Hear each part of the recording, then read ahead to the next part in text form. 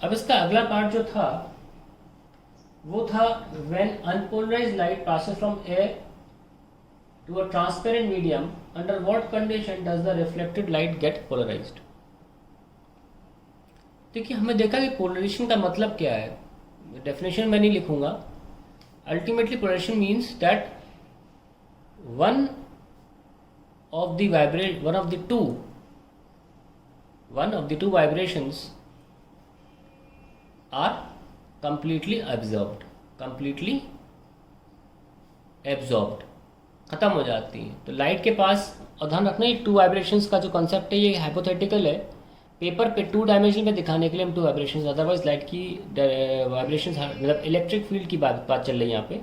Electric field जो light का बनाता है मैग्नेटिक फील्ड के साथ, उसकी वाइब्रेशंस हर तरफ हैं एक सर्कुलर रीजन में। प्रोपगेशन के डायरेक्शन में नहीं हो सकती क्योंकि लाइट एक ट्रांसवर्स वेव है, तो उसकी वाइब्रेशंस प्रोपगेशन की दिशा में नहीं हो सकती।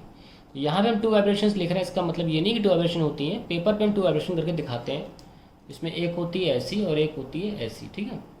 तो पोलराइजेशन अल्टीमेटली मेनली ये है कि लाइट के पास अगर दो वाइब्रेशन है तो उसमें से एक का खत्म हो जाना, ऑब्जॉर्व हो जाना। तो कंडीशन पूछ रहे हैं। तो जब लाइट इंसिडेंट होती है किसी मीडियम पे तो एक स्पेशल एंगल है ब्रूस्टर एंगल, जिस पर देखिए 4 से 5% लाइट हमेशा रिफ्लेक्ट होगी।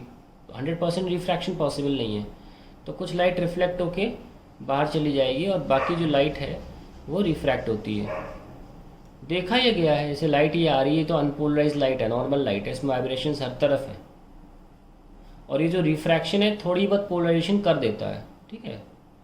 तो यहाँ पे मान लीजिए पार्शियल पोलराइजेशन है, मैंने एक दिखा दी, इसमें वाइब्रेशन गायब हो गई। लेकिन एक डायरेक्शन, एक एंगल ऐसा होता है, मतलब जब ये एंगल 90 डिग्री हो तब रिफ्लेक्टेड रे कंप्लीटली पोलराइज हो जाती है, क्योंकि इसमें ये वाली वाइब्रेशन जो है ना, सी वाली, ये वाली नहीं दिखेगी आपको। इसका कारण ये है कि सिर्फ इसी एंगल पर ऐसा क्या होता है, केवल इसी एंगल पर ये वाली वाइब्रेशन और ये डायरेक्शन आपस में पैरेलल हैं, और पैरेलल होने की वजह से ये प्रोपगेशन डायरेक्शन है। तो प्रोपगेशन की डायरेक्शन में लाइट की वाइब्रेशन नहीं हो सकती, क्योंकि लाइट फिर लॉन्गिट्यूडनल हो जाएगी, जो कि फिर सेंस नहीं बनाता। लाइट तो ट्रांसवर्स है, अगर ये वाइब्रेशन इस दिशा में मौजूद हो गई तो लाइट तो लॉन्गिट्यूडनल वेव हो जाएगी। ये तो लॉजिक के बाहर चला गया ना, लाइट तो ट्रांसवर्स वेव है। इसलिए यही इकलौती कंडीशन है जब ये लाइट और ये लाइट के बीच में 90 डिग्री एंगल होता है, ये वाइब्रेशन और प्रोपगेशन पैरेलल हो जाते हैं, इसलिए इसका यहाँ पे होना पॉसिबल ही नहीं है। So we can say that when reflected रे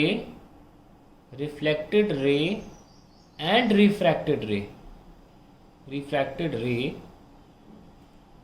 आर एट 90 डिग्री अपार्ट, ये कहानी। अब देखिए ये एंगल क्या है, इंसिडेंट, ये भी बराबर ही होता है उसके, इंसिडेंट मान लीजिए, मतलब है तो रिफ्लेक्टेड एंगल पर मैं आई लिख रहा हूँ, तो ये क्या हो गया 90 माइनस आई, और ये एंगल क्या होता है रिफ्रैक्शन, तो ये बचा हुआ एंगल क्या हो गया 90 माइनस आर। हम ये कहना चाह रहे हैं कि 90 minus i plus 90 minus r जब 90 होगा, मतलब ये दोनों एंगल छोटे छोटे, ये वाला और ये वाला मिला के जब 90 डिग्री होंगे, तब ये वाली लाइट कंप्लीटली पोलराइज्ड हो जाएगी, कंप्लीटली पोलराइज्ड। और हम एक 90 कैंसिल कर सकते हैं, तो 90 equals to i plus r. So हमारा ये एंगल ऑफ इंसिडेंस है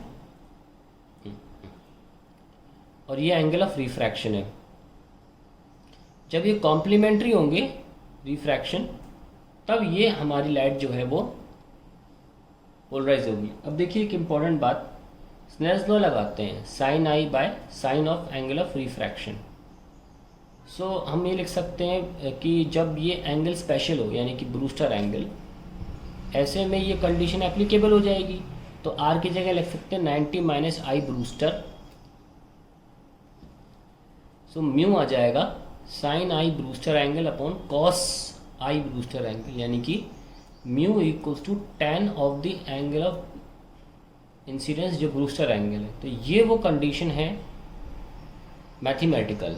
थ्योरेटिकल कंडीशन क्या है, when the reflected ray and refracted ray are 90 degree apart. अब मैथमेटिकल कंडीशन क्या है, when tan of the angle of the Brewster angle, जहाँ पे ऐसा होता है, इज इक्वल टू, जब tan of the angle of incidence is equal to refractive index of the material, आप उस एंगल पर हैं जहाँ पर लाइट पूरी तरीके से रिफ्लेक्टेड पोलराइज हो जाएगी।